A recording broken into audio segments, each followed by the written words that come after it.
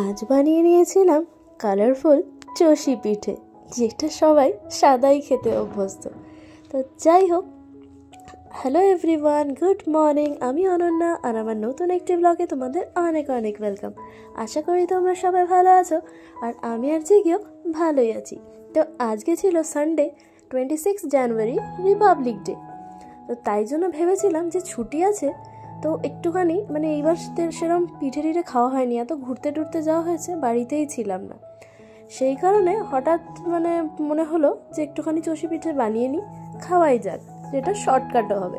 তো সেই জন্য পাপাকে আমি বলেছিলাম যে কিছু গাজর, স্পিনাচ আর বিটরুট নিয়ে আসতে। তো সেটা এনে দিয়েছিল।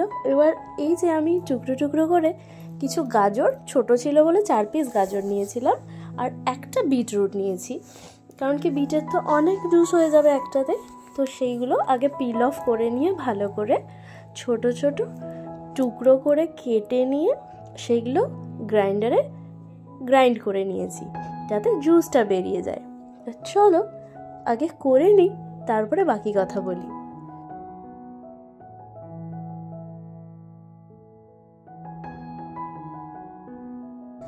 বিট আর গাজরগুলো কেটে নেওয়ার পর আমি স্পিনাচটা পালং শাকটা, এটা আমাদের গাছেই হয়েছে বাড়িতে, তো সেইগুলো পাতাগুলো নিয়ে নিচ্ছি, কারণ নিচে শেকড়টা ছিল, সেই কারণে। তো ভালো করে ধুয়ে নেব ছাড়িয়ে নিয়ে, আর তারপরে একটা একটা করে সবগুলোকে গ্রাইন্ডারে গ্রাইন্ড করে নেব আলাদা আলাদা। তো চলো সাথে থাকো, দেখতে থাকো।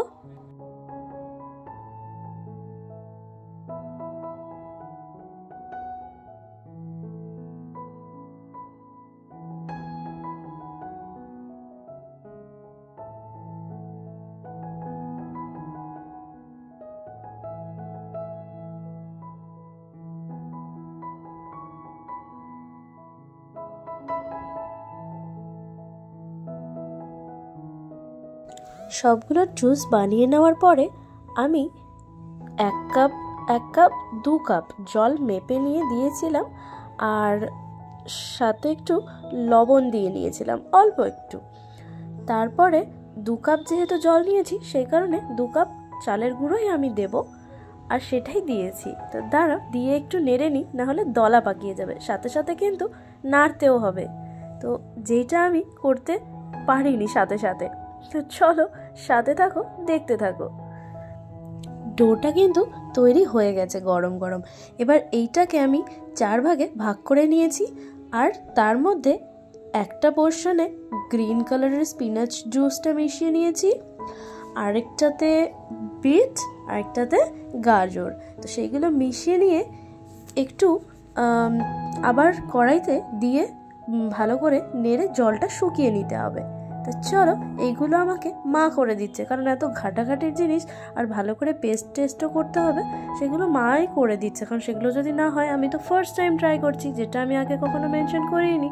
তো মাকে দেখার পরে আমারও ইচ্ছে হলো যে ক্যারেটটা গাজরটা আমিই করি, তো সেটা আমিই করছি। মা আমাকে বলে দিচ্ছে যে কতটা পরিমাণ নেব।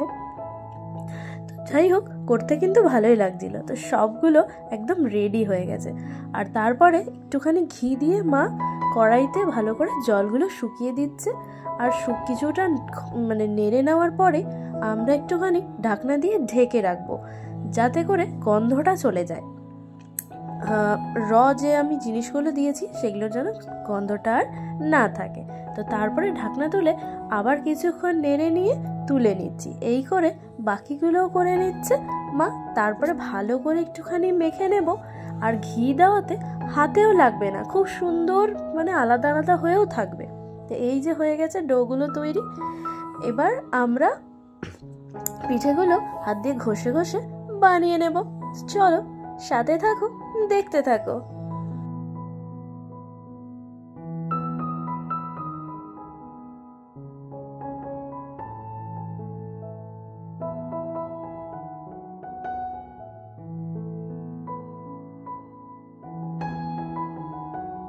এগুলো আমি করছিলাম, মায়ের কিন্তু হেল্প নেইনি।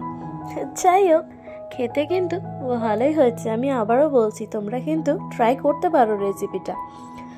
তারপরে ওইগুলো বানিয়ে নেওয়ার পর কড়াইতে দুধ গরম করে নিয়েছি। আমি 2 প্যাকেট দুধ দিয়েছি, কারণ অনেকখানি হয়েছিল, 1 কেজি দুধ।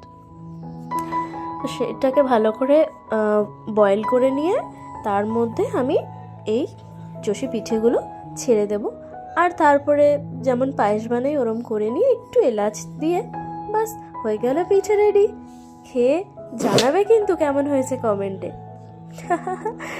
যাই হোক, তোমরাও একটুখানি আমাকে সাপোর্ট করো, আমার ভালো লাগবে। আর হ্যাঁ, আরও কিন্তু কাশ্মীরের ভিডিও বাকি আছে, সেইগুলোও দেখতে হবে। যাই হোক, আজকে আর বেশি কথা বলছি না, আর ভিডিওটাও বড় করছি না। ভালো থেকো, সুস্থ থেকো। পরের ভিডিওতে আবার দেখা হচ্ছে খুব শিগগিরই। আর হ্যাঁ, হ্যাপি রিপাবলিক ডে সবাইকে। বাই বাই ততক্ষণের জন্য।